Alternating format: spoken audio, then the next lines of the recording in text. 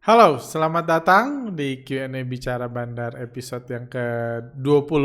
Dalam podcast kali ini, saya akan menjawab pertanyaan-pertanyaan yang masuk dan saya memilih menjawab pertanyaan-pertanyaan yang agak di luar saham, yang lebih melebar ke bagaimana cara seorang trader atau saya pribadi mengelola keuangan, juga bertanya tentang kalau saya sudah jadi bandar nanti kira-kira strategi apa yang saya lakukan.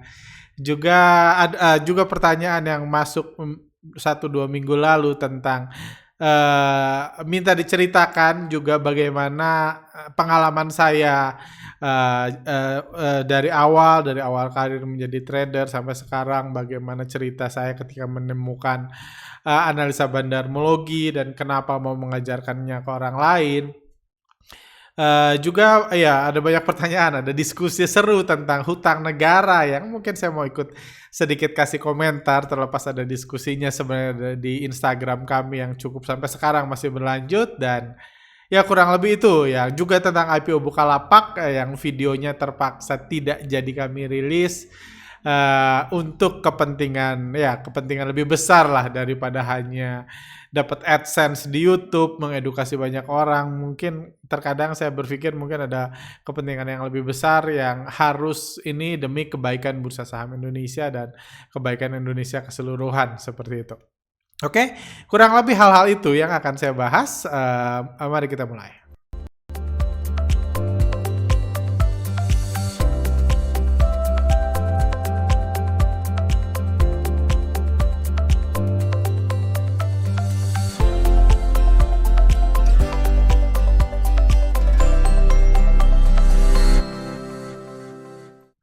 Oke, pertanyaan pertama, Pak Arga, saya punya pertanyaan. Oh, ini dari Ken Evan Mulya.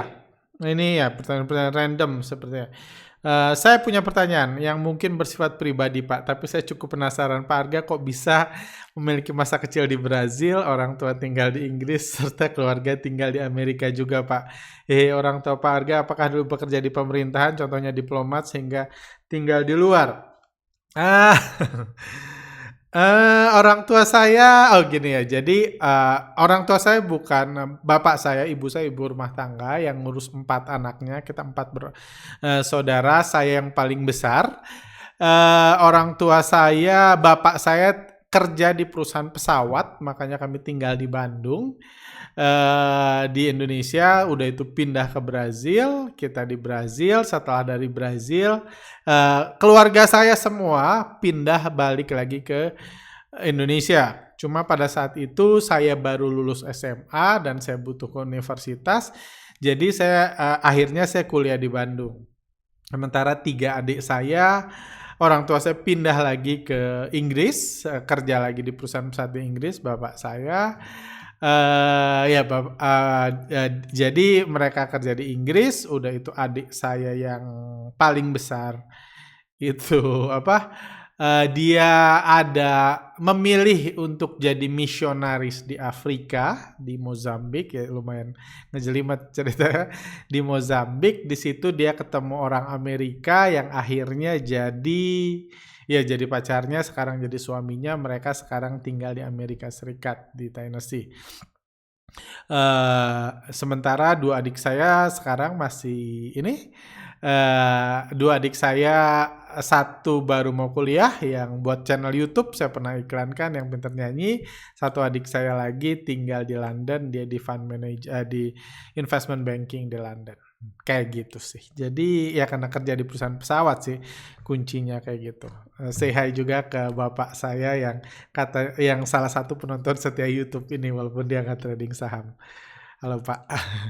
Pak Arga, kalau kerja pengennya di perusahaan apa Pak? Eh,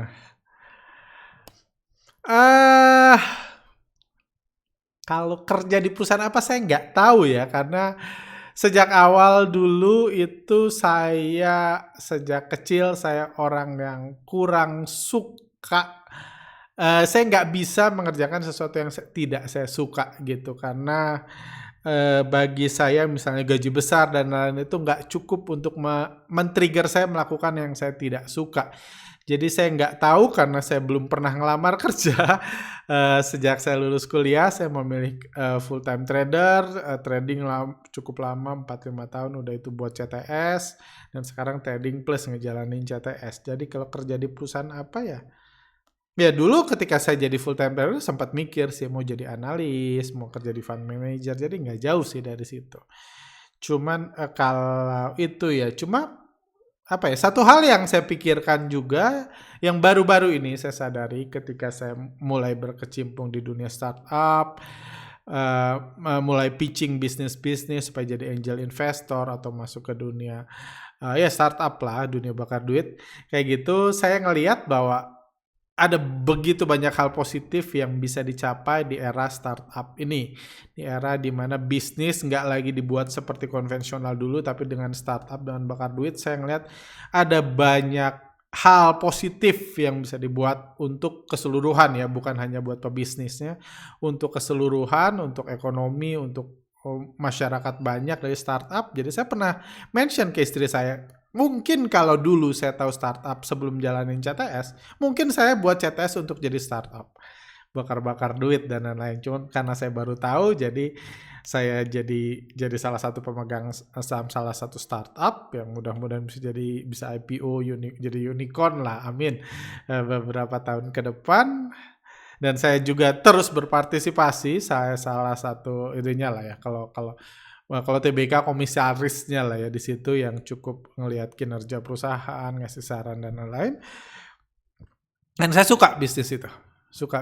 Kalau suatu hari nanti misalnya karena satu dan lain hal, mungkin analisa bandarmologi dilarang, keberadaan CTS dianggap terlalu merugikan buat dunia perbandaran, jadi harus ya, istilahnya saya di-ban lah dari Bursa Saham Indonesia, mungkin saya akan buat startup ke arah situ sih. Ya intinya ya inilah, karena saya tipe yang sangat kagum gitu, terlepas dari bakar duit mungkin nggak cocok di mindset beberapa orang, cuman saya sangat melihat hal positif yang diciptakan oleh Gojek, Grab, dan banyak startup lain untuk kehidupan orang Indonesia secara keseluruhan. Kayak gitu. Jadi saya tertarik di situ. Dan mungkin someday saya buat startup yang bisa mempengaruhi banyak orang juga, itu sesuatu yang saya cukup tertarik. Gitu, lanjut. Pertanyaan-pertanyaan random. Pak Arga, strategi Pak Arga kalau sudah menjadi bandar, contoh misalnya nebelin bid atau offer. Ya nebelin bid offer itu pasti dilakukan sebagai bandar, siapapun yang jadi bandar saya rasa kalau tujuannya adalah mencari untung, beli di bawah jual di atas, pasti akan ada fase nebelin bid, nebelin offer. Itu bukan style, itu ya simply keharusan aja yang harus dilakukan untuk memancing investor retail beli dalam jumlah lebih besar. Karena kalau bid offernya tipis, itu investor retail nggak tertarik beli dalam jumlah besar, artinya saya sebagai bandar pun nggak bisa jualan dalam jumlah besar. Nebelin bid offer itu pasti, naik turunin harga pasti, bandar yang ini nggak mungkin dia terus naikin atau terus nurunin untuk mencari keuntungan. Jadi ya itu hanya how to do business di dunia perbandaran aja. Kalau jadi bandar ya harus melakukan itu, mecah akun di banyak saham, itu di banyak sekuritas, itu pun pasti dilakukan. Cuma mungkin kalau saya, karena yang saya tahu memang bagaimana menjalankan bisnis itu umumnya bergantung pada karakter si businessman itu sendiri. Kayak gitu. Kalau saya sebagai bandar, sebagai sutradara yang mengatur pergerakan saham, atau saya diminta misalnya ngatur pergerakan saham ini bandar, kayak gitu, mungkin saya akan menjadi bandar yang mengalahkan para trader-trader retail dengan cara adu sabar. Karena saya orang sabar, jadi saya akan banyak mempermainkan timing sahamnya. Abis digoreng tiba-tiba tidur, abis jatuh tiba-tiba tidur, kayak gitu. Itu style saya. Saya terbiasa menunggu, ya saya nungguin bandar ngegoreng aja bisa, apalagi saya yang bebas kan. Abis goreng saya libur dulu nih 7 hari gitu, biar yang lain pada bosan baru digoreng lagi, kayak gitu. Menurut saya strategi delay, nunggu, itu menurut saya itu salah satu strength saya lah, untuk supaya retail keluar dulu, cut loss dulu, saya beli lagi. Atau ya kalau saya mau goreng pas copet banyak, saya diam dulu 2 hari sehingga copetnya pada pindah ke saham lain, baru saya goreng lagi. Mungkin seperti itu. Seru, saya suka pertanyaan-pertanyaan kayak. Bagaimana visi Bang Arga untuk CTS 30 tahun ke depan? Wah, jauh banget. Kira-kira CTS sudah jadi sebesar apa dan fokusnya ngapain? Saya nggak tahu ya. 30 tahun itu lama banget ya. Udah hampir pensiun saya harusnya kalau saya pegawai 30 tahun ke depan. Eh apa ya? Ya CTS. Saya melihat baik di dunia startup, saya belajar banyak di startup dan belajar saat ini dan apa yang dijalankan CTS. Saya buat rencana awal tahun, 6 bulan ke depan, dan dengan perubahan secepat ini menurut saya nggak relevan lah. Kita boleh punya harapan, visi untuk 5 tahun ke depan, 3 tahun ke depan, no problem, nggak ada yang salah di itu sehingga kita tahu arah kita kemana. Cuman saya rasa untuk strategi yang dilakukan sekarang, saya rasa ya memang harus fleksibel gitu. Kami mulai di CTS sendiri mulai buat strategi hanya 3 bulan ke depan, nggak 1 tahun ke depan, karena ya toh rencana 1 tahun pun banyak yang di bulan kedua udah aduh ini udah nggak relevan nih, dengan pandemik dan kayak nggak relevan. Jadi kami belajar lebih fleksibel dalam bergerak, mengatur rencana dan lain-lain. Cuma ya kalau tanya 33 gambaran apa ya, saya rasa CTS akan tetap di finance. Eh, Awalnya saya berencana pengen jadi fund manager, jadi itu cuman kadang-kadang lama-lama saya menyadari mungkin bursa saham lebih butuh bandar yang lebih bisa dipercaya atau bandar yang masih mau menggoreng saham-saham yang punya prospek jelas, real, bukan cuma mimpi, bukan cuma rencana kayak gitu. Dan mungkin ya kalau saya sih saya pengen eh, mempopulerkan bandarmologi bukan hanya ke retail, ke copet, tapi ke pemilik usaha supaya saya bisa mengconvince mereka untuk ya lu kalau IPO ya bandarin sendiri lah kayak gitu. Bandarin sendiri, ini sendiri, nggak usah diinikan, nggak usah diserahkan ke orang lain, atau jangan cuma ngurus bisnis doang nih. Zaman sekarang udah nggak musim ngurus bisnis bagus, no problem, nggak ada yang salah dengan bisnis bagus, bisnis yang menguntungkan, yang aman dari kebangkrutan, nggak ada yang salah tentunya itu semua. Cuma ya itu semua percuma kalau harga saham lu nggak digoreng. Dan kalau bisa ngegoreng saham perusahaan bagus, semua berjalan searah, akan lebih banyak yang happy, diuntungkan, dan Anda juga lebih happy. Mungkin ya itu bukan 30 tahun sih, cuman mungkin ke arah situ sih yang pengen coba saya. Kalau dari sisi edukasi, saya pengen menyebar ke situ, mungkin buat production house, buat ngebandarin, dan lain-lain. Let's see lah ya. Kayak gitu. Nah itu mungkin 5. Ya, itu yang saya lakukan sekarang sih. 30 tahun ke depan ya mungkin ke situ. Saya juga pengen lebih berkecimpung lagi di dunia startup, cari lagi talenta-talenta baru, perusahaan-perusahaan baru yang mungkin bisa saya bantu, terutama di fase-fase awal, di seeding round kayak gitu, untuk ini ya, untuk invest, untuk ngebimbing mereka, membuka koneksi supaya saya diam di dalam aja sebagai pemegang saham. Cuma menurut saya itu bisa juga mendatangkan, yaitu attach lah sama perubahan zaman seperti sekarang supaya saya nggak ketinggalan zaman di tengah jalan. Itu ya kurang lebih kayak gitu. Mungkin at one point CTS dengan mungkin venture capital atau apa yang mungkin saya buat ke depan itu bisa bersatu, saling mensupport. CTS fokus di bisnis kulinernya di bursa saham, ini fokus di masaknya gitu kan, venture capitalnya masaknya mungkin akan berkolaborasi someday, mungkin itu sesuatu yang menarik juga gitu sih buat CTS. Cuma ya kalau buat saya sih saya nggak yakin 30 tahun ke depan saya masih di CTS. Saya rasa ya saya sih nggak, apalagi ya saya menikah setelah yang istri, saya nggak yakin saya masih ada di CTS 30 tahun yang akan datang, masih fokus ngurusin saham, ngegoreng, nyopet, dan lain-lain. Saya nggak yakin ke situ, karena mungkin saya apa ya, saya sangat tertarik ke uh, mungkin saya ya mungkin 10-15 tahun lagi juga kalau memang jalannya terbuka mungkin saya lebih tertarik ke fokus ke dunia sosial sih. Itu pembelajaran saya 2-3 tahun terakhir mungkin buat yayasan, fokus buat ini apa buat sekolah kayak gitu, lebih ke berguna buat banyak orang sih daripada tetap YouTuber kayak gini dan lain, atau tetap ngurusin duit, nyari saham terbaik segala macam, mungkin udah enggak sih gitu. Tapi CTS-nya saya rasa akan dikelola orang lain, mudah-mudahan ketemu orang yang kompeten, jauh lebih hebat dari saya mengembangkan CTS. Saya pengen CTS terus berlangsung, tapi mungkin saya udah step away dari CTS jauh jauh sebelum 30 tahun ke depan, karena menurut saya kalau saya fokus ya saya belajar dari mentor saya, kalau saya ya memang kita bisa kayak Warren Buffett sih, cuma nyumbang doang. Misalnya Bill Gates yang fokus ke kegiatan kemanusiaan, nyumbang doang. Cuman somehow saya dan istri cukup suka itu fokus di kegiatan kemanusiaan, mengubah kehidupan dan lain-lain. Itu sangat exciting bagi kami, jadi kami nggak mau nunggu tua untuk melakukan itu gitu.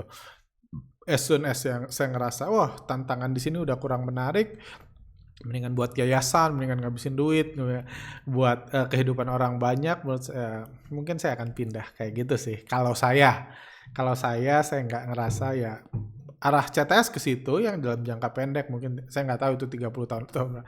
Cuma saya pribadi saya rasa jauh sebelum 30 tahun saya sudah keluar dari bisnis ini. Ya sudah nggak aktif, nggak day by day saya ngurus yayasan, organisasi atau apalah kayak gitu. Itu kali.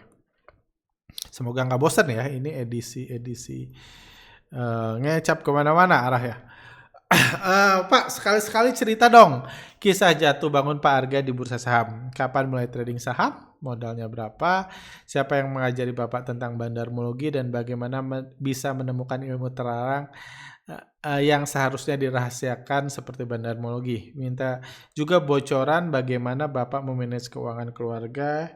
Berapa banyak untuk kebutuhan sehari-hari, berapa banyak untuk diinvestasikan lagi, dan berapa banyak untuk ditabung dan lain-lain. Oke, ini panjang nih ya. Saya jawab pertanyaan pertama dulu. Yang gampang-gampang aja, kisah jatuh bangun. Kapan mulai trading saham dulu? Kapan mulai trading saham? Pas saya kuliah, saya lupa semester berapa. Waktu itu ada kompetisi saham. Saya nggak tahu sama sekali saham itu apa ketika teman saya ngajak kompetisi. Cuma saya ikut kompetisinya dan saya ngerasa wah saya suka banget, dunia ini menyenangkan banget, penuh analisa, penuh adrenalin dan lain-lain, tepat banget lah sama karakter saya pada saat itu. Jadi sejak itu saya memutuskan untuk fokus trading saham, ngumpulin modal, gabung modal sama teman. Waktu itu modalnya 15 juta di awal. Dulu 15 juta itu modal minimal, karena nggak kayak sekarang buka akun tanpa modal juga nggak apa-apa. Dulu harus ada 15 juta dulu untuk buka akun. Itu tahun 2008. Kayak gitu sih. Awalnya bukan buat keuntungan sih. Saya karena happy aja. Saya ngerasa kalau saya tekun di sini, serius di sini, someday saya bisa jadi full time trader, bisa jadi Warren Buffett, bisa jadi George Soros. Jadi saya memutuskan buat fokus itu. Saya fokus terus sampai lulus kuliah, terus trading, dan kuliah saya IPK-nya di bawah 2,75, jadi saya nggak bisa ngelamar kerja kayak kemana-mana karena ya saya ngerasa saya udah ketemu ini saya mau ngapain, jadi saya nggak ngerasa mau ngelamar kerja, jadi kuliah cenderung agak diterlantarkan. Bahkan ketika sidang pun orang deg-degan sidang, saya deg-degan trading kayak gitu. Dan sidang saya pun tentang saham. Kayak gitu. Udah lulus, udah selesai. Kuliah saya, akademi saya berhenti di situ, nggak pengen memperpanjang, bahkan ijazah saya juga cukup lama nggak diambil karena saya nggak rasa ya udah beres. Sampai sekarang pun ya mungkin ada ijazah saya atau nggak pernah dipakai untuk melamar kerja atau apapun. Siapa yang ngajari Bapak tentang bandarmologi? Saya dulu ketika Saya mulai karena dulu tahun 2008 itu belum ada Telegram, belum ada Facebook, belum ada apa kayak gitu. Mungkin udah ada tapi belum populer di Indonesia. Jadi kalau Anda mau belajar tentang saham secara online, karena saya orang Bandung nih, saya susah ikut komunitas karena komunitas mayoritasnya di Jakarta. Jadi kalau mau belajar secara online itu harus di mailing list. Dan nama mailing listnya adalah obrolan bandar. Itu mailing list dulu ya. Kalau yang masih 20-an umurnya harusnya nggak tahu mailing list itu apa. Karena ya itulah kayak gitu zaman dulu, orang-orang zaman dulu berkomunikasi di mailing list. Namanya obrolan bandar, jadi itu pintu pertama mailing list itu adalah obrolan bandar. Di situ diomongin tentang bandar, cuman nggak ada analisanya. Analisanya masih nyoret-nyoret candlestick, garis-garis dan lain-lain. Tapi banyak ngomongin tentang bandar. Mungkin karena isinya banyak pelaku pasar gitu. Karena dulu belum zaman influencer, trainer-trainer belum zaman, banyaknya pelaku pasar yang tahu bursa saham itu digerakin bandar. Cuman analisa sendiri lebih banyak ke teknikal, fundamental kayak gitu, belum analisa bandarmologi pada saat itu. Jadi saya mulai tertarik karena menurut saya, jadi dulu memang udah ada buku. Saya kalau baca buku baik lokal, baik dalam atau luar negeri, dulu bacanya kalau mau belajar saham kan kesannya belajar saham baca buku gitu. Dulu belum populer YouTube. Ya baca buku, saya baca bukunya teknikal, baca buku fundamental, yang ujungnya ya itu aja gitu. Itu aja ya, tarik-tarik garis, golden cross, dead cross, MACD, Bollinger Band, mewarnai candlestick, menghafalkan nama-nama candlestick, dan lain-lain. Itu kalau kita belajar teknikal.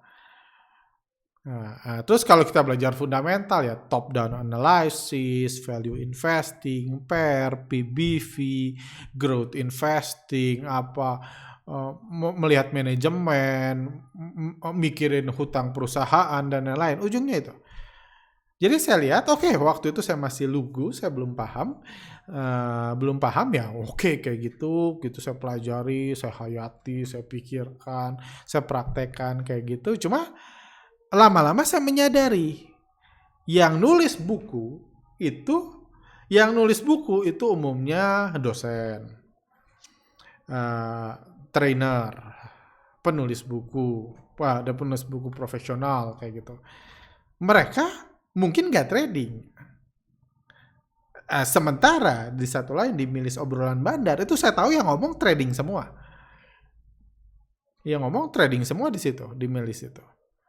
Dan saya mulai menyadari ada gap antara bursa saham dari sisi akademisi, analis, pembuat sertifikat, penjual sertifikat, dan lain-lain, dan bursa saham dari sisi trader. Trader ngomongnya bandar, nama milisnya aja obrolan bandar. Sementara akademisi ngomongnya candlestick, nama-nama candlestick, top down analysis, PBV, pair, dan lain-lain. Saya mulai merasakan ada jembatan yang besar. Ada gap yang besar. Di fundamental dari awal sampai akhir nggak bilang bahwa harga saham digerakin sama bandar, nggak ada yang ngomong. Nggak ada yang bilang bahwa harga saham itu tinggal digoreng, tinggal hajar kanan, nggak ada yang ngomong. Karena yang ngomong di situ adalah akademisi yang mungkin nggak pernah trading. Cuman dari satu buku ke buku lain, ke ini, ke riset, ke skripsi, ke sidang, butar-butar di situ aja. Nggak pernah masuk ke bisnisnya. Kayak gitu. Jadi saya mulai merasakan ada perbedaan besar. Bakal lama kalau saya cerita gini. Jadi dari situ saya mulailah belajar tentang bandarmologi. Awal-awal saya mendengar ada mentor ilmu pertama saya tentang bandarmologi itu didapat dari orang yang mengaku dulu mantan bandar. Dulu dia bilang bahwa dia bilang harga saham itu nggak bisa bergerak signifikan kalau nggak ada bandarnya. Nggak akan naik banyak, nggak akan turun banyak. Kayak gitu. Nggak akan naik banyak, nggak akan turun banyak. Kenapa? Ya karena yang ngatur harga bandar. Jadi itu knowledge pertama saya. Dia bilang bandar itu akan ada dari dulu sampai ke depan.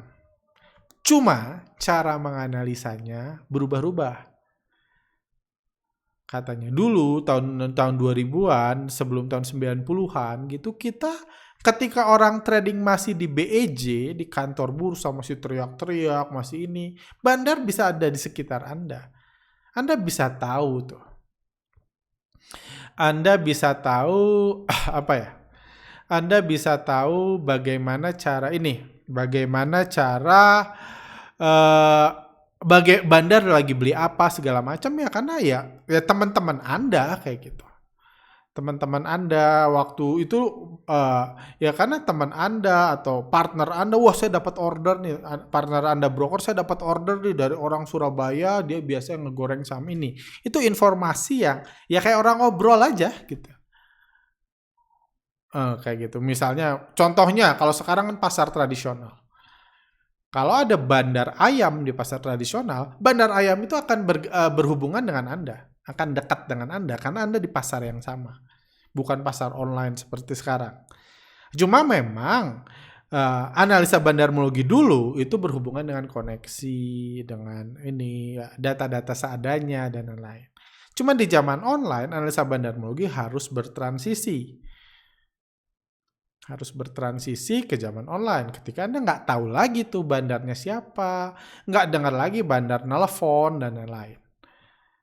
Karena udah di rumah masing-masing. Jadi saya ngelihat, wah saya pengen fokus nih ke analisa bandarmologi di zaman online trading, di mana ada jutaan data tiap hari. Kalau Anda lihat di running trade Anda, itu ada jutaan miliaran data setiap hari yang nyebar di situ. Broker ini beli apa, beli berapa banyak, frekuensinya berapa, asing beli berapa, pemilik jual berapa, itu ada jutaan data tiap hari. Menurut saya betapa anehnya dari jutaan data tiap hari itu yang dipakai cuma data open, high, low, close, sama volume. Atau data price tag-nya doang, data candlestick-nya doang. Jadi kami mulai fokus ke analisa bandarmologi. Saya waktu itu belum ada siapa-siapa. Saya mulai fokus, apa yang saya lakukan waktu itu saya ngajak ngobrol. Teman-teman saya yang ini. Saya ngajak ngobrol para senior-senior yang udah trading dari tahun 90-an. Karena dulu dikasih tahu, dulu analisa bandarmologi itu sederhana. Kalau sekarang udah rumit, karena dulu ya ada di sekitar kita. Jadi apa yang saya lakukan pertama adalah saya ngajak ngobrol mereka-mereka yang udah trading sejak tahun 90-an. Sejak awal tahun 2000 dan lain-lain. Sebelum era online trading dan lain-lain. Apa yang saya lakukan, saya mencoba mendapat gambaran dulu bandar itu sebenarnya ngapain, bandar itu gimana. Saya connecting the puzzle. Saya ngomong sama wartawan, saya ngomong sama broker, saya ngomong sama analis, ngomong sama trader, dan lain-lain. Saya coba connecting the puzzle. Saya lakukan itu selama bertahun-tahun. Waktu itu CTS pun belum ada sih. CTS pun belum ada, apalagi workshop. Jadi pelan-pelan saya mulai memahami nih. Kumpulin puzzle, mulai memahami, mulai ngerti nih bandar itu kayak apa. Bandar itu ngapain? Apa yang dia lakukan, cara mereka naikin harga, cara mereka mempermainkan psikologis retail, cara mereka cari untung itu gimana. Saya mulai ngerti versi dulunya nih, versi zaman dulu. Udah itu dari knowledge gitu. Anda kalau riset kan harus kenal dulu yang Anda riset siapa kan. Kayak gitu. Dari situlah kami mulai beranjak riset-risetnya mencari metode pergerakan bandar, bagaimana mendeteksi bandar di era modern. Di era online trading, dari data-data yang ada dan lain-lain, itu kami kembangkan terus sampai detik ini masih terus kami kembangkan. Kayak gitu sih. Jadi saya nggak bisa point out satu guru ini siapa yang ngajarin ya. Yang pertama yang ngajarin yang bilang itu. Harga saham nggak bisa bergerak kalau nggak ada bandarnya. Itu ilmu pertama tentang bandarmologi saya ketahui. Kedua adalah pertama nggak bisa bergerak kalau nggak ada bandarnya. Kedua bandar itu akan ada dari dulu sampai ke depan, cuma cara analisanya berubah-berubah. Jadi kami fokus mengadaptasi metode yang digunakan orang-orang zaman dulu, waktu zaman BEJ trading masih teriak-teriak, masih pakai kalkulator, masih pakai teropong, untuk ke metode modern seperti sekarang. Itu sih kayak gitu. Jadi karena nggak ada yang benar-benar ngajarin, mayoritas informasi kami dapat dari connecting the dots, dengar informasi ini, ngobrol ke pemilik emiten. Jadi saya bebas ngajarin ke orang lain. Kayak gitu. Untuk jadi knowledge bandarmologi yang seperti sekarang. Gitu sih. Minta juga bocoran bagaimana Bapak memanage keuangan keluarga, berapa banyak untuk kebutuhan sehari-hari, berapa untuk diinvestasikan lagi, dan berapa untuk ditabung.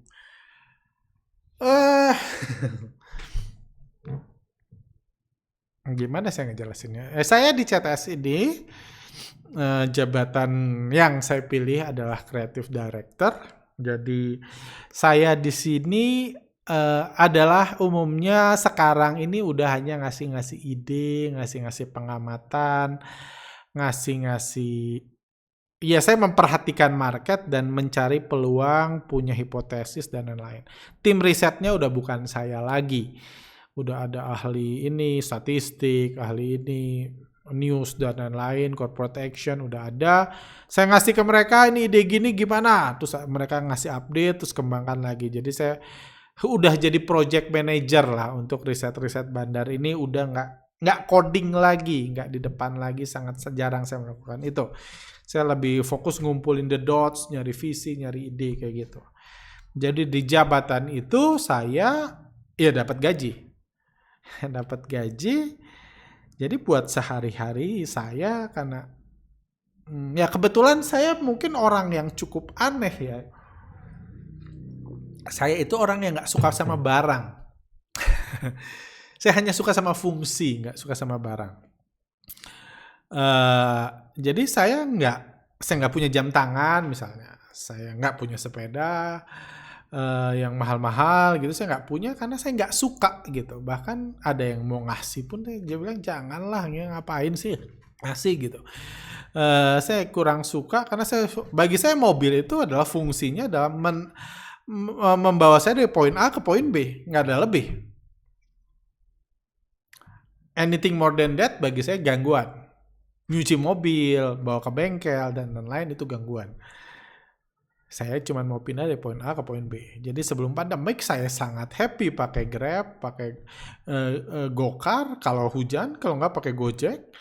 Kalau nggak hujan, saya sangat happy kayak gitu, saya nggak ngerasa butuh mobil dan nggak mau punya mobil. Kayak gitu. Jadi apa yang mau saya point out di situ adalah kebetulan istri saya pun mirip-mirip.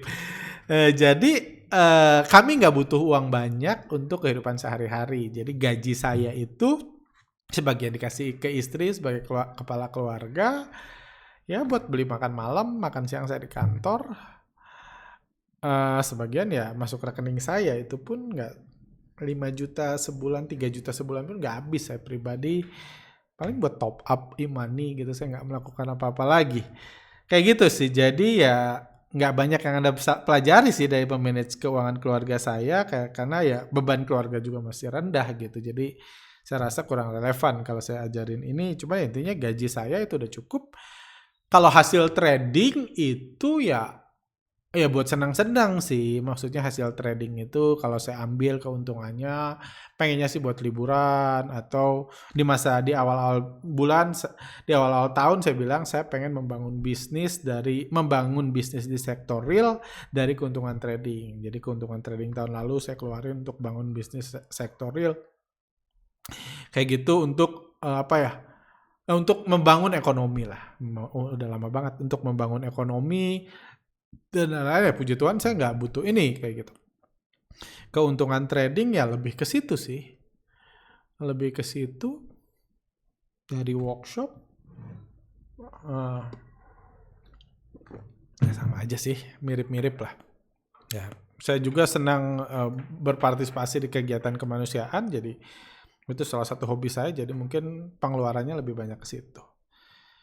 Gitu sih, diinvestasikan lagi kadang-kadang. Kalau ada kasus-kasus tertentu, hal-hal menarik, hal-hal ini, atau opportunity yang saya lihat bagus, uang yang sudah dari tabungan atau sudah disimpan, saya masukkan tambah ke bursa saham untuk mengambil opportunity itu.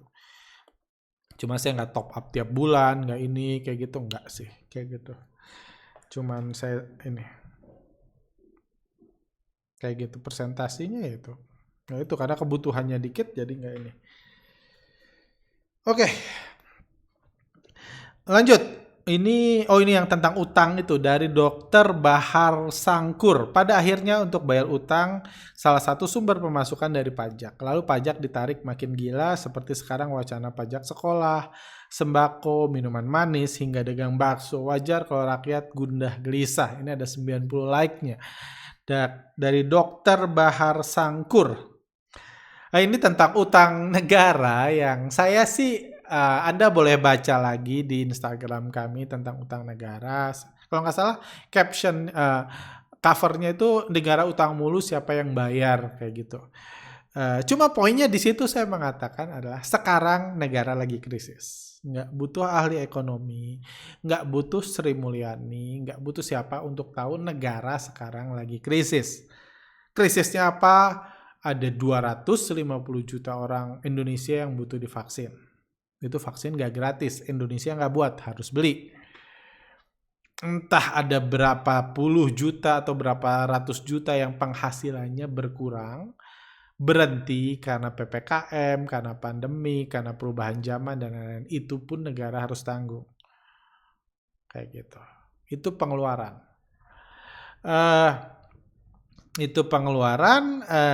Dan banyak lagi gitu, banyak hal lagi. Dan ingat, kalau negara nggak tanggung, rakyat lapar bisa berakhir ke kerusuhan. Kalau rusuh, percayalah, yang nggak susah jadi ikut susah,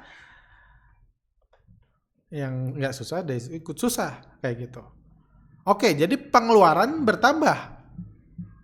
Pengeluaran yang dulu nggak ada sebelum pandemik sekarang ada. Itu poin pertama. Kita nggak bisa cuma ngeritik, ini pendapat saya tentang utang negara, kita nggak bisa cuma ngeritik tanpa tahu masalah. Masalahnya jelas, pengeluaran bertambah, butuh bansos, butuh diskon pajak, butuh macam-macam lah, keringanan kredit dan lain-lain untuk supaya rakyat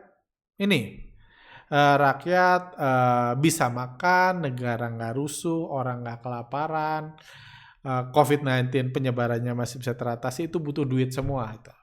Saya nggak pernah diminta serupiah pun untuk nyumbang buat vaksin. Pajak saya nggak dinaikin 1% pun untuk bansos. Saya yakin Anda semua di sini pun melakukan yang sama. Bahkan dengan penagihan pajak pun ya kepatuhan orang bayar pajak pun berkurang drastis di masa pandemi ini. Jadi matematik sederhana aja, SD nggak usah pusing-pusing. Kebutuhan tambah banyak, uang tambah dikit. Oke, caranya gimana kan? Caranya yang paling sederhana adalah seperti ini. Tariklah pajak seperti orang gila. Pajak sekolah, sembako, minuman manis, dagang bakso, atau apapun, tarik pajaklah semakin banyak. Itu solusi pertama. Jadi nggak usah utang dulu. Kalau memang pemerintah nggak pakai perasaan. Mungkin kalau saya yang jadi Sri Mulyani, saya palakin dulu tuh semua orang. Pajak naik 50%. Karena cuma mikir cari duit kan. Nggak mikir kalau pajak dinaikin 50% mungkin rakyat rusuh.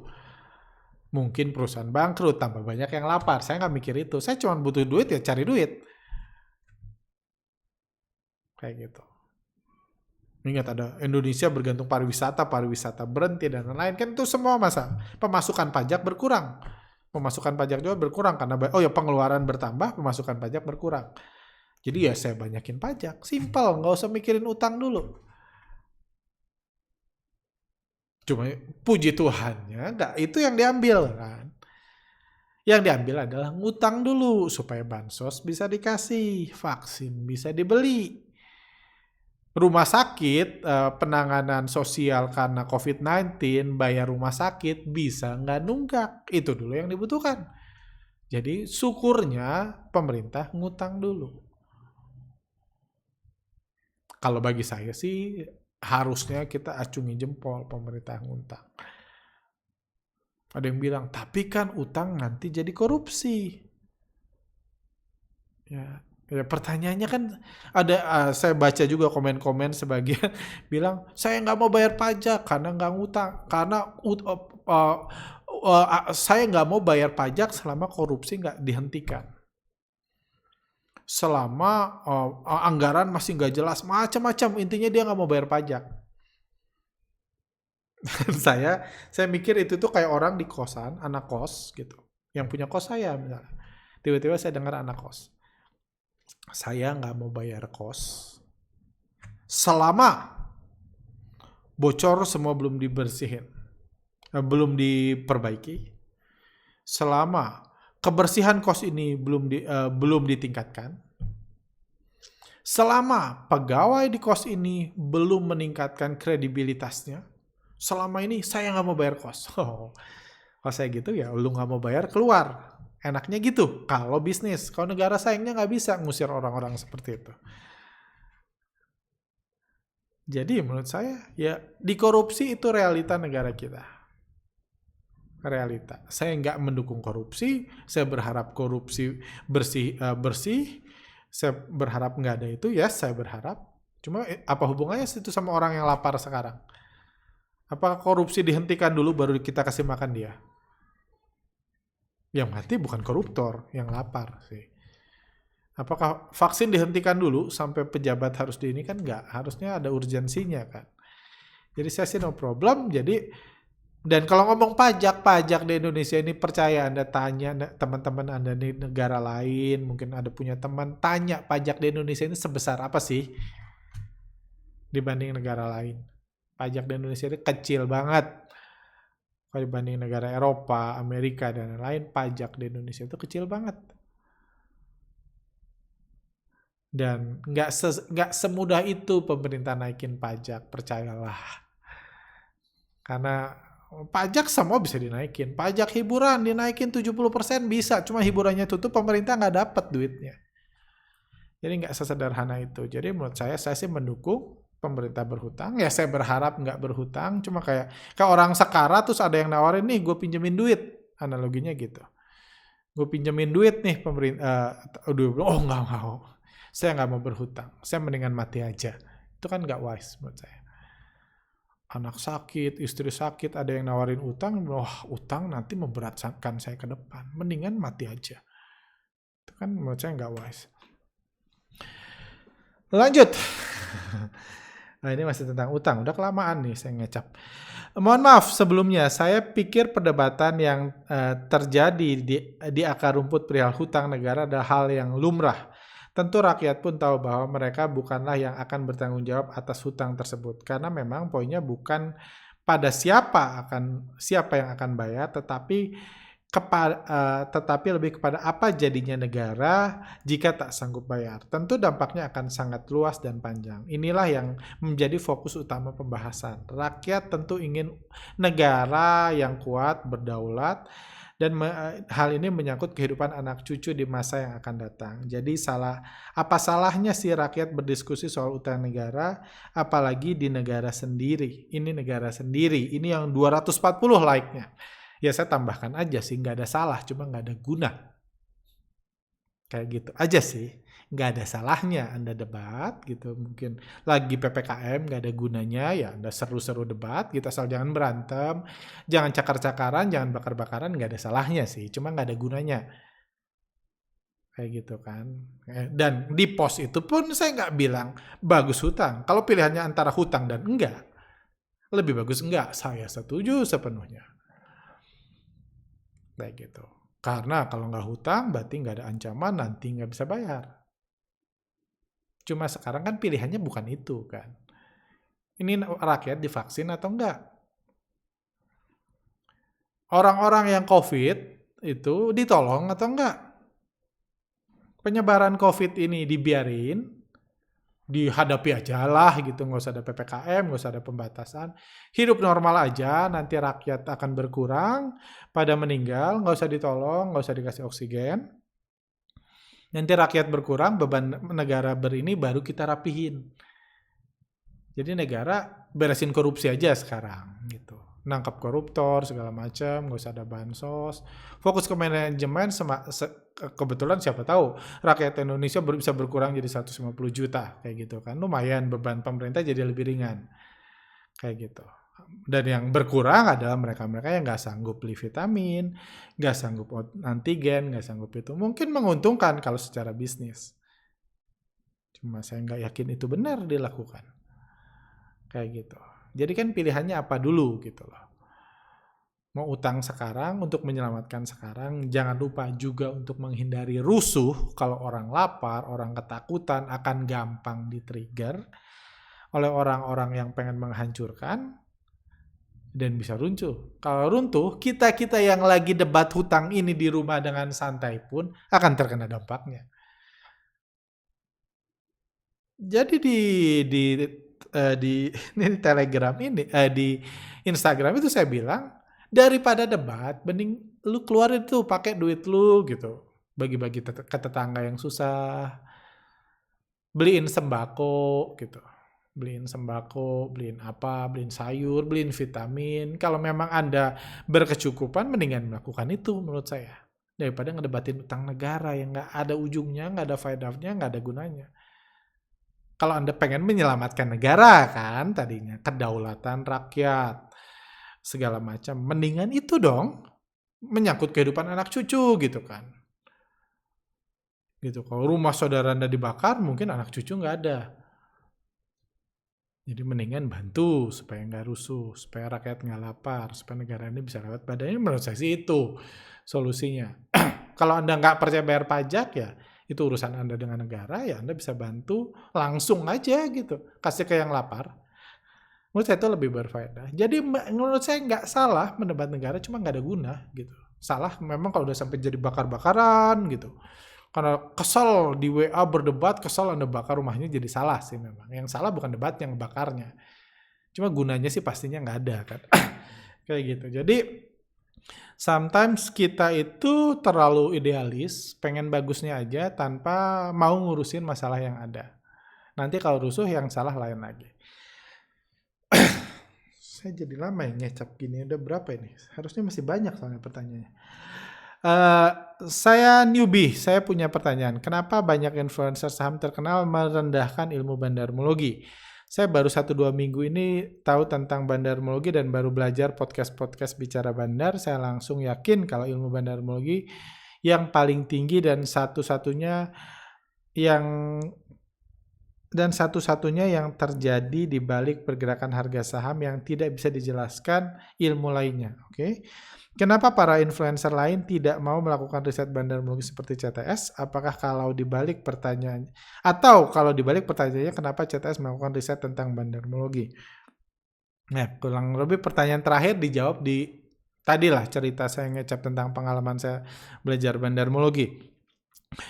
Kenapa influencer lain nggak mau melakukan riset bandarmologi? Mungkin pertama karena mereka ya dagangnya bukan itu sih. Kan ada yang dagang kursus mewarnai, kursus menggambar candlestick, ya dagangnya itu. Kalau bandarmologi dagangan itu harus ditutup, tokonya harus ditutup untuk buat produk baru. Itu susah. Buat produk baru itu susah, butuh investasi, butuh itu ya selama masih bisa dagang mewarnai dan menggambar, kursus itu jauh lebih murah kan. Karena itu ya kayak TK gitu diajar mewarnai itu jauh lebih murah daripada belajar kimia, fisika, dan lain-lain. Kayak gitu sih. Pertama itu sih mungkin dagangnya, ya saya nggak tahu sih, saya bukan mereka, cuman pandangan saya seperti itu. Kenapa nggak mau melakukan riset? Dan kenapa merendahkan ya? Karena ya apapun yang menyaingi dagangannya mungkin dianggap merendahkan kan. Kayak gitu. Apapun yang membuat orang nggak mau mewarnai ya itu sebaiknya ditumpas kalau bagi mereka. Itu kan yang bukan perbedaan pendapat, perbedaan pendapatan. Gitu aja sih. Kenapa? Oh ya mungkin satu lagi kelemahan dari analisa bandarmologi yang membuat dia tidak disukai para influencer, para pengusaha stock pick adalah karena analisa bandarmologi nggak bisa dipakai untuk jualan rekomendasi berbayar. Karena salah satu ininya adalah kan gurita bisnis dari para influencer, pengusaha stock pick dan lain-lain adalah biasanya dia ajarin yang ideal-ideal, yang kompleks-kompleks, yang susah-susah di seminarnya supaya seminarnya harga mahal dan orangnya dapat dapat poin bahwa wah ini susah nih. Nanti di akhir kalau nggak bisa nggak apa-apa, ikut premium membership saya aja, nanti saya kasih tahu kok kayak gitu. Jadi untungnya dua kali. Untungnya dua kali, seminar dibuat pusing, nanti dikasih solusi. Kayak gitu, untungnya dua kali. Dan sementara kalau mengajari bandarmologi dengan baik, dikasih tahu. Ini ilmu jadi penumpang gelap, jadi copet. Jadi copet itu nggak bisa bareng-bareng. Saya kalau CTS, kalau ngeluarin rekomendasi berbayar, diketawain alumni. Lu udah bilang sendiri, analisa bandarmologi itu harus diam-diam, harus jadi copet.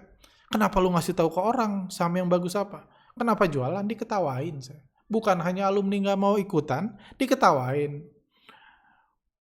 Karena ini ilmu yang harus, makanya saya belajar ngajarin orang jadi copet, bukan ngajak ngejarah bersama-sama. Copet itu semua bekerja sendiri-sendiri.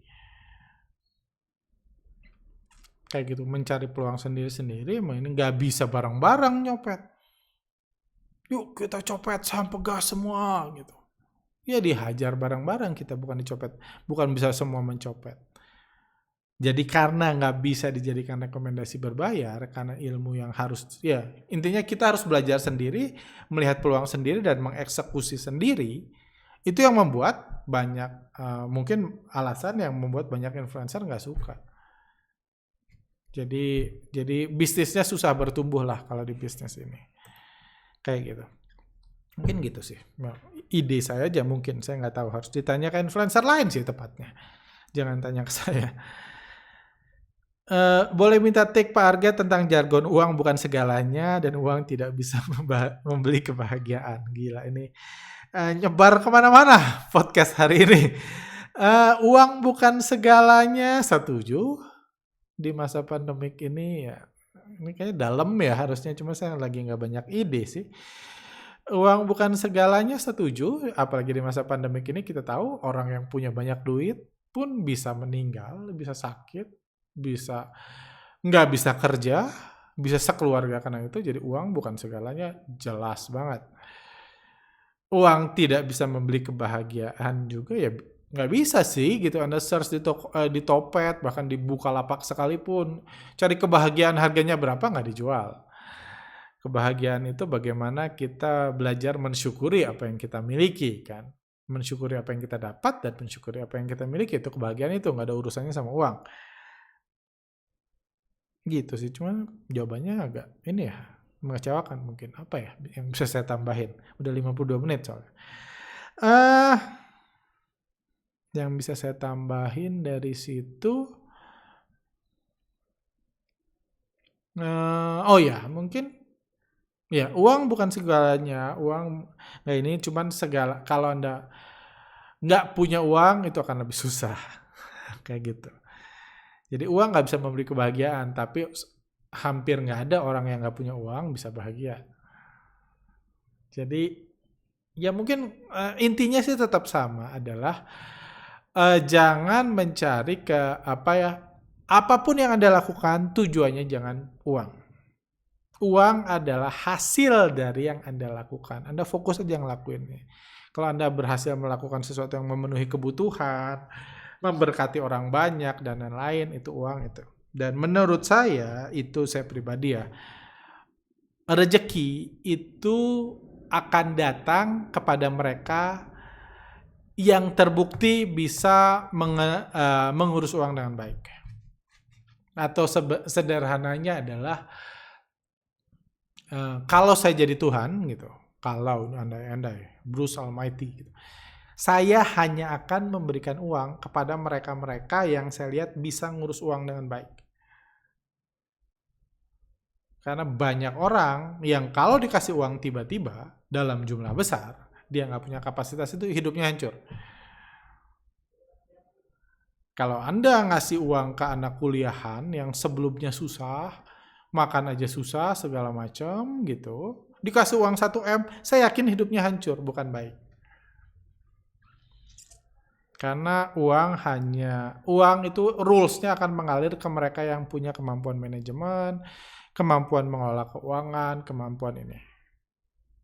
Kayak gitu. Dan mungkin dan salah satu tipsnya adalah, saya yakin kalau Anda mau berbuat baik, membagi itu yang saya hidupi terus menjadi saluran uang gitu untuk merubah hidup orang, uang akan datang ke situ. Salah satunya contohnya startup. Karena di di dunia ini, kalau Anda mungkin menyadari ada begitu banyak orang kaya yang uangnya nggak tahu mau diapain. Dia akan dengan senang hati memberikan uangnya ke Anda atau meminjamkan uangnya ke Anda. Kalau Anda terbukti punya kapasitas untuk mengelola uang, bisa mengembangkan uang itu atau bisa berbuat baik terhadap uang itu, dia akan dengan senang hati memberikan uangnya ke Anda atau meminjamkan uangnya ke Anda. Masalahnya orang-orang itu susah ditemukan. Kayak gitu. Jadi Anda belajar mengelola, punya kapasitas, punya ide, punya visi, uang akan datang sendiri ke Anda. Gitu sih. Ini udah randomnya luar biasa pertanyaannya. Bang, kalau milih mau jadi Warren Buffett, Soros, atau Elon Musk, kalau milih mau jadi Warren Buffett, George Soros, Elon Musk, Bapak pilih jadi siapa?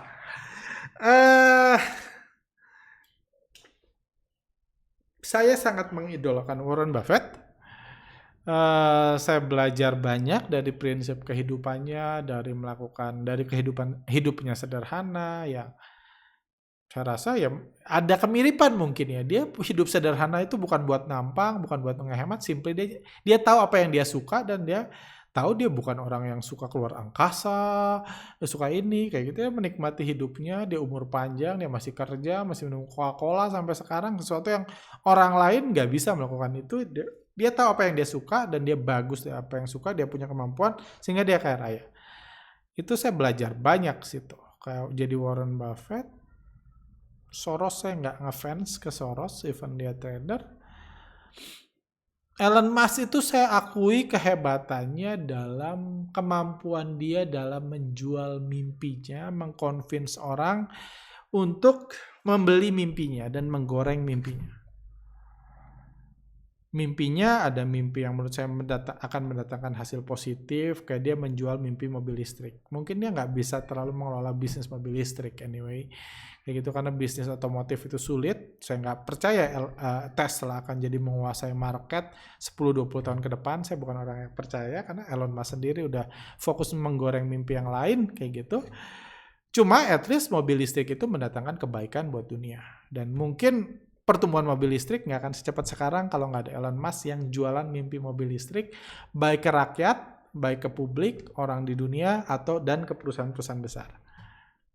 Saya akui kemampuan. Jadi menurut saya salah satu skill yang harus Anda miliki di era stock market 2.0, era sekarang, itu adalah kemampuan menjual mimpi. Elon Musk jauh lebih baik daripada George Soros atau Warren Buffett ke situ. Jadi mungkin kalau dari kehidupan, saya mencontoh kehidupan, saya lebih memilih mengikut Warren Buffett.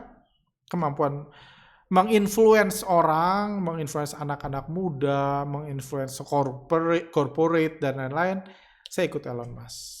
Sayangnya Elon Musk sekarang lebih fokus menginfluence orang untuk jualan uang palsu, mencetak uang palsu. Jadi ya nggak apa-apa, cuman kan untuk intinya dia jualan mimpi supaya yang membuat dia jadi kaya raya, meskipun ya perusahaannya hampir nggak ada untungnya, kayak gitu. Jadi kalau dia hidup kayak pengusaha zaman dulu, hidup dari untung, mungkin mereka ya dia susah gitu loh. Tapi kan dia hidup dari menggoreng mimpi, ngepom-pom anjing digital dan lain-lain, sehingga dia jadi kaya raya dan dia sukses. Dan menurut saya skill menjual mimpi itu dibutuhkan sekarang ini. Bang, investasi apa yang disarankan untuk fresh graduate dengan gaji di bawah UMR? Ya, saya pernah ditanya gini. Saran saya sih, pertama, gaji biasakan untuk punya uang lebih, biasakan untuk menabung. Jadi pastikan, usahakan jangan pernah berhenti sebelum Anda berhasil, sebelum Anda bisa menyisakan uang dari penghasilan bulanan Anda untuk untuk ditabung. Dulu, ditabung aja ya. Tabungan itu nanti bisa diinvestasikan, saya bahas selanjutnya. Jadi miliki kebiasaan untuk punya uang lebih. Punya uang lebih. Hidup berkelimpahan. Punya kelebihan. Lebihnya boleh cuma Rp5.000 sebulan, boleh cuma Rp500.000 sebulan, Rp50.000 sebulan, 500 juta sebulan, itu tergantung fase kehidupan Anda, tergantung kebiasaan Anda. Cuma itu dulu yang saya sarankan bagi fresh graduate ke depannya. Miliki habit dulu untuk mengatur keuangan Anda sampai Anda punya uang lebih. Apakah itu harus mengurangi gaya hidup, ngekos di yang lebih murah atau apapun lakukan, pastikan Anda punya uang lebih. Itu sangat penting buat Anda. Uang lebihnya apa? Untuk pertama ditabungkan dulu. Masukin ke tabungan, masukin ini mau 50.000, 5.000 sehari, apapun, biasakan Anda punya uang lebih dari penghasilan Anda, berapapun penghasilan Anda. Karena kalau habit itu nggak dimiliki, berapapun penghasilan Anda nggak punya habit menyisakan uang lebih, ujungnya habis semua. Ketika pandemi, ketika ada goncangan seperti sekarang, ketika mungkin harus di PHK dan lain-lain, hancur semua. Biasakan uang lebihnya ditabung. Oke, setelah ditabung, saya bukan orang yang setuju semua tabungan harus diinvestasikan. Menurut saya setengah tabungan diinvestasikan itu udah oke. Kalau Anda udah semangat ini, atau misalnya tabungan, kalau financial planner kan harus bisa cukup buat 6 bulan ya. Fokus dulu di situ, nabung. Terus kenapa kepotong inflasi? Nggak apa-apa, kepotong inflasi, santai aja. Kayak gitu. Daripada harus kayak sekarang, misalnya ada goncangan sedikit, ada pressure sedikit, Anda nggak punya uang lebih, Anda panik, Anda segala macam, beli uang palsu segala macam, karena kepanikan, karena nggak punya tabungan. Itu lebih mengganggu, itu lebih merusak, itu lebih menghilangkan uang. Jadi pastikan Anda memiliki tabungan, kalau udah lebih, mulai pikir investasi. Investasi yang menurut saya terbaik, apalagi buat fresh graduate yang baru punya uang, saran saya adalah investasi pendidikan dari otak ke atas, dari leher ke atas ya, leher ke atas gitu. Jadi buat Anda lebih pintar, buat Anda, intinya adalah tingkatkan dulu kapasitas Anda supaya Anda bisa punya penghasilan lebih besar. Kayak gitu sih. Punya penghasilan lebih besar, baik itu di kantor. Anda lihat aja penghasilan Anda paling besar di mana. Penghasilan saya selama ini datang dari dagang. Ya tingkatkan skill Anda untuk berdagang. Atau buat promosi, atau buat apa, buat belajar, buat ikut seminar, buat baca buku, atau apapun. Goal Anda, kalau penghasilan Anda di bawah UMR, penghasilan Anda tergolong kecil, goal Anda meningkatkan penghasilan dulu. Setelah penghasilan meningkat, Anda punya kebiasaan menabung, ujungnya buat tabungan ini pun akan meningkat semua kan? Tabungan meningkat, nanti diinvestasikan meningkat, baru dari situ bisa masuk ke saham, masuk ke obligasi, masuk ke deposito, baru itu. Tingkatkan dulu penghasilan Anda, tingkatkan kapasitas Anda supaya Anda ya punya skill lebih sehingga orang membayar Anda dengan lebih tinggi. Karena yang dibayar lebih tinggi adalah yang pantas dibayar lebih tinggi. Jangan berharap kebaikan bos Anda, wah kayaknya saya pengen ngebayar dia lebih tinggi nih, walaupun kerjanya semakin lama semakin jelek, cuma kayaknya saya pengen. Jangan berharap gitu. Buat bos Anda berpikir adalah, ya kalau Anda pegawai ya, kalau saya nggak bayar lebih tinggi, dia kabur, saya lebih rugi. Buat bos Anda berpikir seperti itu. Jadi itu lebih ke upgrade kapasitas, atau ya mindset, kayak gitu, dengar banyak YouTube, ini karakter, dan lain-lain. Fokus ke situ dulu di awal-awal. Wow, udah 63 menit terakhir. PPKM sibuk ngapain Bang? PPKM ini saya sibuk nyari tabung, tabung oksigen. Kita puji Tuhan udah berhasil memberikan beberapa oksigen ke rumah sakit. Lebih ini sibuk, ya itu sih. ngurusin plasma. Jadi di meeting terakhir kantor aja saya bilang, nggak, kayaknya kita sekarang trading masing-masing, seminar nggak laku, yuk kita jadi yayasan aja, kita fokus non profit bantuin orang. Ya itu kesibukan kami sih overall, karena ya nggak bisa ngapa-ngapain, nggak keluar, nggak ada deal bisnis baru yang kami buat. Itu sih ya, riset sih masih dilakukan sih, cuma beberapa tim kami kan bukan riset ya, jadi tim kami jadi yayasan yang nggak riset. Lanjut, Pak Arga, gimana caranya supaya bisa dapat video pembahasan IPO Bukalapak yang tidak jadi dirilis di YouTube? Saya sudah nonton semua YouTube yang bahas IPO Bukalapak dan tidak satupun YouTuber membahas secara mendalam dan detail. Sepertinya mereka juga hanya menebak-nebak saja. Mohon dipertimbangkan kembali untuk merilis pembahasan tentang IPO Bukalapak. Sharing sedikit, saya baru aja berhenti kerja dan berencana menggunakan uang pesangon saya untuk pesan saham Buka di masa book building. Rencana saya akan langsung keluar setelah sahamnya ARA 2 kali. Saya yakin pembahasan Bapak akan menjadi berkat buat banyak orang.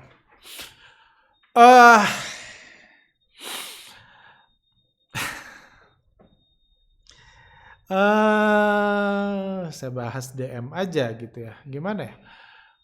Jadi memang sejak awal saya katakan ini dilema yang kurang enak buat saya karena untuk IPO Bukalapak. Karena di satu sisi semua orang tahu Bukalapak market cap-nya kecil, katanya sekarang mau jadi buka warung atau apa gitu. Nggak tahu juga mereka akan berhasil atau enggak gitu. Karena kalau buka warung sukses, nanti Tokopedia bisa buat toko warung atau warung toko kayak gitu, bisa lebih baik kayak gitu, karena kalau SDM kekuatannya lebih besar akan bisa dicontoh dengan mudah di zaman kayak gini, kayak sekarang Shopee masuk, Shopee Food itu dengan mudah masuk kalau dia udah punya banyak duit kayak gitu. Jadi ya secara bisnis kita tahu Bukalapak ya cukup mengkhawatirkan. Exit ini saya bisa membahas dalam panjang lebar, kontennya udah beres memang, cuma pertama yang saya mengurangi, saya dapat dapat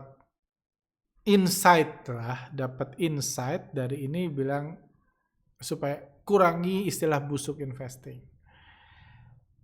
Mungkin tujuannya baik, intinya mungkin tujuan busuk investing baik itu untuk mengedukasi, cuman jangan lupa loh kayak gitu, kalau bursa saham runtuh, edukasi saya nggak guna. Jadi memang butuh ada sejumlah orang yang nggak ngerti, sejumlah orang yang polos, sejumlah itu harus ada. Itu bagian dari ini gitu, bagian dari keseimbangan lah. Nggak bisa semua orang jadi bos, nggak bisa semua orang jadi pintar. Harus ada orang-orang yang menempati bagian lain, itu keseimbangan yang bisa ini. Jadi itu satu. Dan saya tahu Bukalapak ini IPO terbesar dalam sejarah BEI. Jadi kalau kami buat video yang mendetail, kasih ke YouTube secara gratis, itu bisa merusak hajatan ini, bisa membuat murka banyak orang, bisa membuat banyak orang murka, banyak institusi yang murka, ya lama-lama YouTube, bukan cuma website kami yang diblok, YouTube, IG semua diblok, bahkan di ini. Jadi itu juga bisa berbahaya. Itu satu. Dan ya saya juga kalau ngomong generalnya ya. Kalau ngomong ngomong spesifiknya, saya juga punya banyak kepentingan di sini. Seperti saya bilang tadi, saya udah berkecimpung di dunia startup. Bahkan bukan mustahil orang-orang yang mungkin dengan tidak langsung saya kritik di sini atau saya nyinyirin lah istilah ininya kan di sini. Bukan mustahil mereka jadi partner saya di salah satu startup yang sedang kami bangun, yang sedang ini gitu. Jadi bahkan ada salah satu petinggi Bukalapak pun harusnya akan meeting dengan startup itu minggu depan kalau nggak salah, kayak gitu. Jadi bukan Bukalapaknya ya, si salah satu foundernya kayak gitu. Ya jadi itu benturan kepentingan juga gitu. Jadi memang setelah mendengar nasihat-nasihat, memang sebaiknya tidak dirilis karena terlalu banyak benturan kepentingan dan Dan ini hajatan besar lah kayak gitu, jangan nyusahin kan. Apa bedanya saya sama yang mengkritisi itu hutang negara tanpa solusi. Mungkin ini itu bisa jadi solusi supaya investor asing masuk, supaya ini kesuksesan Bukalapak itu penting mungkin buat masa depan IHSG yang memang sedang dalam masa transisi ke era stock market 2.0. Dan ini banyaklah kepentingan di sini yang mungkin nggak baik untuk terlalu dikritisi karena banyak yang berusaha nyari duit dari IPO ini gitu sih. Cuma kalau untuk sharing atau gini aja deh, mungkin apa ya? Oh gini aja deh. Saya rasa kalau video sih nggak wise untuk saya share, walaupun ya sudah tinggal dirilis kayak gitu. Suara ini dirilis pun bisa. Cuma nggak wise. Saya buat gathering aja deh. Saya buat gathering khusus ini, khusus untuk membahas IPO startup dan Bukalapak. Materi dari video yang akan dirilis itu akan saya share di situ. Jadi kalau Bapak ini tertarik atau Bapak atau Ibu ini tertarik, silahkan ikut. Nanti mungkin weekend ini kan udah dekat juga IPO Bukalapak, weekend ini Jumat atau Sabtu. Mungkin nanti saya kalau ini bisa bisa Anda ikuti aja Telegram kami, YouTube kami, Telegram kami, Instagram kami, nanti Anda bisa daftar di situ. Kalau sempat pun mungkin kalau sempat saya meeting abis ini saya di link description juga Anda lihat aja ada atau enggak si pendaftaran itu gathering itu seperti gathering kami lainnya. Supaya jumlahnya terbatas yang ikut, Anda harus memberikan donasi untuk ikut gathering atau seminar IPO startup dan Bukalapak itu. Jadi yang nonton jauh lebih sedikit, nggak sampai puluhan ribu kayak gitu ya, paling 100-200 orang kayak gitu. Yang ini Anda harus memberikan donasinya bebas berapapun semau Anda. Cuma Anda bisa ikut situ memberikan donasi seperti seminar-seminar yang lainnya, dan donasinya akan kita bagi-bagi untuk para korban COVID. Saya beliin tabung, saya bagi-bagi sembako. Kita udah banyak project yang rencananya dilakukan minggu depan untuk bagi-bagi sembako dan lain-lain ke orang-orang yang membutuhkan untuk membantu negara ini menghadapi COVID. Jadi 100% uang dari seminar itu di situ, jadi ya win-win solution lah. Saya rasa teman-teman di startup juga nggak akan terlalu marah kalau saya cuma buat gathering yang diikuti ya sedikit orang, paling 100-200 orang kayak gitu. Beda sama video yang ditonton 30.000 orang, itu terlalu impact-nya terlalu besar dan mengacaukan ini sih mungkin saya rasa. Mengacaukan hajatan, bisa berpotensi mengacaukan hajatan yang akan dilakukan. Gitu aja sih gitu. Kalau ya Anda lihat aja di link description, kalau nggak hari ini, ketika hari ini di post, bisa besok ada di link description, Anda bisa nonton, bisa daftar di situ, Anda bisa ngasih donasi, nanti akan diberikan rekening donasi, Anda masukkan donasi, Anda daftar, nanti kalau nggak Jumat atau Sabtu ini, saya buat seminarnya, karena materinya sih sudah ada sih. Saya buat seminarnya untuk sharing ke Anda yang mungkin membutuhkan pengen tahu tentang IPO startup. Tentu kita bisa bahas GoTo ini sekaligus, jadi nggak perlu ada lagi YouTube yang terlalu detail membahas strategi di balik IPO ini, dan hanya orang tertentu aja yang bisa ikut. Seperti itu sih mungkin. Oke, sampai sini aja. Sehat selalu, 72 menit, oh my god. Sehat selalu, sampai jumpa di lain kesempatan.